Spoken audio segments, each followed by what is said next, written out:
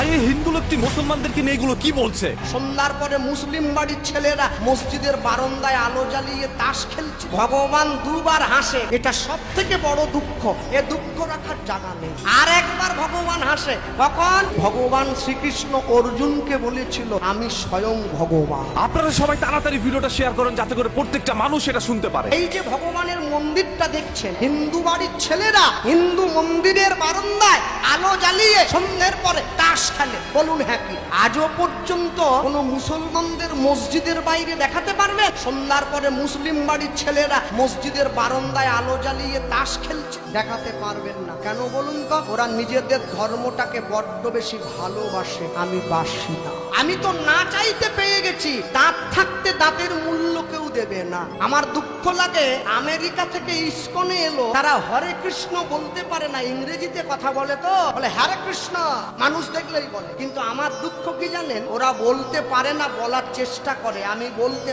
পারি কিন্তু বলি না।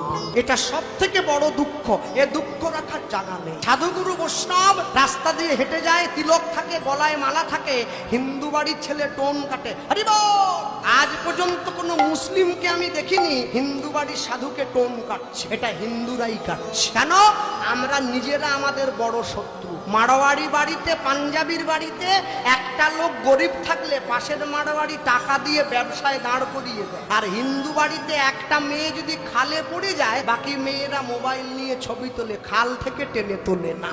বাঙালি জাতিটা নামতে নামতে এমন জায়গায় নেমে গেছে, বাঙালিরা ভগবানের নামে মুরগির দোকান খোলে, শ্রীকৃষ্ণ ব্রয়লার সেন্টার। আপনি মানুষকে বলুন ভগবানের নামে মুরগির দোকান কেন খুললে ভাই, ও আপনাকে উত্তর দেবে বিক্রি ভালো হবে, ও জন্য খুলেছি। মহাপ্রভুর নামে জুতোর দোকান খোলে লোকে, শ্রী চৈতন্য শু হাউস, প্যাকেটের গায়ে মহাপ্রভুর নাম লেখা আছে, সেই প্যাকেটে জুতো ভরে দিচ্ছে, বিশাল কাজ করছে। একটা 10 বছরের মুসলমান বাড়ির ছেলে প্রতি শুক্রবার করে লুঙ্গি পরে, পাঞ্জাবি পরে, মাথায় টুপি পরে মসজিদে যায়। কেন যাচ্ছিস? বলে নামাজ পড়তে যাচ্ছি। শুক্রবারটা যেতে হয়, ওদের নিয়ম আছে তো। ও চলে যাওয়ার পরে নিজের মনটাকে প্রশ্ন করুন, একটা 10 বছরের ছেলে হয়ে আজ থেকে নাম করছে, তাই তার নাম নামাজ। হিন্দু বাড়িতে একটা 80 বছরের বয়স্ক মানুষ, তাকে তুলসীর মালা পরতে বললে সে অজুহাত দেয়, আমি এখনো অনেক দিন বাকি আছে, পরে পড়িয়ে নেব।